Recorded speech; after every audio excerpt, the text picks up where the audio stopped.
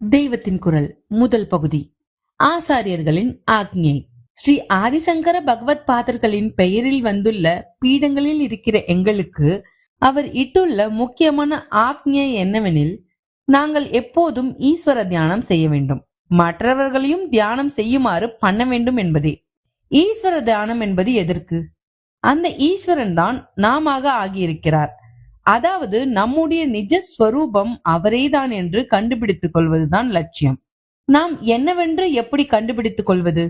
தெரியவில்லையே என்றால், ஈஸ்வரன் என்று சகல கல்யாண குணநிலையான ஒருத்தனை சொல்கிறோமே, அவனை தியானித்துக் கொண்டிருந்தாலே போதும். அவனும் நாமும் ஒன்று என்பதால் அவனே நமக்கு அவனுடைய நிஜ ஸ்வரூபத்தை அனுகிரகித்து விடுவான். அப்படி நாமும் அவனும் ஒன்றாகிற போது சகல குணங்களும் போய் நிர்குணம் ஆகிவிடும். குழந்தைகளை பள்ளிக்கூடத்துக்கு அனுப்புகிறோம். அவர்கள் சரியாக நடக்காவிட்டால் உபாத்தியாயர் உபயோகமில்லை என்கிறோம். அப்படியே நீங்கள் சரியாக நடக்காவிட்டால் உங்களுக்கு குரு என்று சொல்லப்படும் நான் உபயோகமில்லை என்று அர்த்தம். ஒருவனை கவனித்து நல்வழிப்படுத்துகிற பொறுப்பு இன்னொருத்தனுக்கு இருக்கும்போது அந்த ஒருவன் தப்பு செய்தால் அந்த தப்பு அவனை நல்வழிப்படுத்தாதவரையே சேரும். குடிகள் செய்யும் பாவம் அரசனை சேரும், மனைவியின் பாவம் கணவனை சேரும், சிஷ்யனின் பாவம் குருவை சேரும் என்று நீதி சாஸ்திரம் சொல்கிறது. சாதாரணமாக குரு என்றால் ஒரு சில சிஷ்யர்கள் இருப்பார்கள். அவர்கள் செய்கிற சிறிதளவு பாவம் குருவிடம் சேரும். ஒருவர் ஜகத்குரு என்றால் அவரிடம் எத்தனை பாவம் வந்து சேரும்? உலகின் அத்தனை பாவமும் வந்து சேரும். பாபம் நீங்க ஒரே வழி பகவத் தியானம் தான். இதனால் தான் பகவத் பாதால் ஜனங்களை தியானத்தில் ஈடுபடுத்துங்கள், அவர்கள் தியானம் செய்யாவிட்டால் அவர்களுக்காகவும் சேர்த்து நீங்கள் தியானம் பண்ணுங்கள் என்று ஆக்ஞை செய்திருக்கிறார். அந்த கடமையை செய்ய என்னால் முடிந்த மட்டும் பிரயத்தனம் செய்து வருகிறேன். உங்கள் எல்லோருக்காகவும் தியானம் செய்ய முயலுகிறேன். ஆனால் நீங்களும் அவரவர்களே எவ்வளவுக்கெவ்வளவு தியானம் செய்கிறீர்களோ அவ்வளவுக்கு என் பாரம் குறையும். மனசு சுத்தமாவதற்காக, பழைய பாப கர்ம பலனை தாங்கிக் கொள்வதற்காக, புதிய பாவம் செய்யாமல் இருப்பதற்காக எல்லோரும் முடிந்த மட்டும் தியானம் செய்ய வேண்டும். உறுதியாக சங்கற்பம் இருந்தால் காலம் கிடைக்காமல் போகாது. அனாவசிய வம்பிலும் நியூஸ் பேப்பர் விமர்சனத்திலும் செலவாகிற காலத்தை மட்டுப்படுத்தினால் நித்திய சிரேயசை தருகிற தியானத்திற்கு வேண்டிய அவகாசம் நிச்சயம் கிடைக்கும். தியானம் செய்வதே வாழ்க்கையின் முதலான காரியம் என்று கருத வேண்டும். ஐஸ்வர்யம் இருந்தாலும், தாரித்திரியம் வந்தாலும், கஷ்டம் வந்தாலும், சுகம் ஏற்பட்டாலும், ஆரோக்கியம் இருந்தாலும், வியாதி வந்தாலும், எப்போதும் எத்தனை நாழிகை முடியுமோ அவ்வளவுக்கு தியானம் செய்ய வேண்டும். நாம் செய்வதோடு நம் பழக்கத்துக்கு உட்பட்டவர்களையும் தியானம் செய்யும்படி சொல்ல வேண்டும். செய்யவில்லை என்று கோபித்துக் கொள்ளக்கூடாது. அன்போடு அவர்களுக்கு படும்படி சொல்ல வேண்டும். அன்போடு சொன்னால் எப்படிப்பட்ட மனமும் கரையும். தியானம் செய்யுங்கள், மற்றவர்களை செய்ய சொல்லுங்கள் என்று பகவத் பாதால் எங்களுக்கு இட்ட ஆக்ஞையை தெரிவித்தேன்.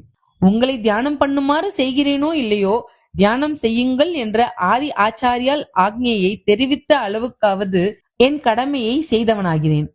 அதை சொல்லும் பாக்கியம் எனக்கு உங்களால் கிடைத்தது. ஸ்ரீ ஆச்சாரியால் எதை சொல்ல ஆக்ஞை செய்தாரோ அதை கேட்கும் பாக்கியம் உங்களுக்கு கிடைத்திருக்கிறது. உங்களால் என் கடமையில் ஒரு பங்கையேனும் செய்த லாபத்தை அடைந்தேன். நீங்களும் ஆத்ம லாபத்துக்கான உபாயத்தை கேட்டுக்கொண்டீர்கள். நமக்குள் பரஸ்பர லாபம் உண்டாயிற்று. இதை நன்றாக மனசில் வாங்கிக் கொண்டு பூரண லாபம் பெறுங்கள்.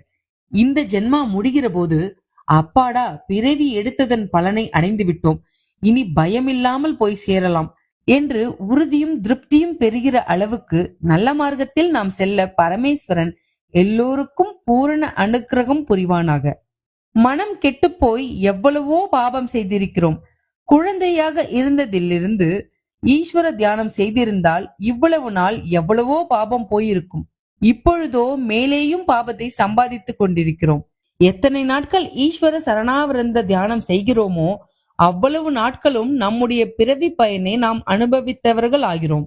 இந்த ஜென்மத்தை எடுத்ததற்கு பலன் அதுதான். நாம் எவ்வளவு நாழிகை தியானம் பண்ணுகிறோம் என்று அவரவரும் தங்களை தாங்களே கேட்டுக்கொள்ள வேண்டும். தினந்தோறும் பல காரியங்களை செய்து வருகிறோம். ஆனாலும் ஈஸ்வர தியானம் மிகவும் கொஞ்சம்தான் செய்திருப்போம். வம்பு வீணில் செலவான காலமெல்லாம் ஈஸ்வர தியானத்தில் செலவழித்திருப்போமானால் இப்பொழுது பாவ மூட்டைக்கு பயப்பட வேண்டாம். இப்பொழுது மூட்டை வர வர ஏறிக்கொண்டே இருக்கிறது. நாம் பூலோகத்தில் வந்துவிட்டோம். இனி யாராக இருந்தாலும் போயாக வேண்டும். இதுவரை இந்த லோகமானது அழுக்கை ஏற்றிக் கொள்வதற்கே இடமாக இருந்துவிட்டது.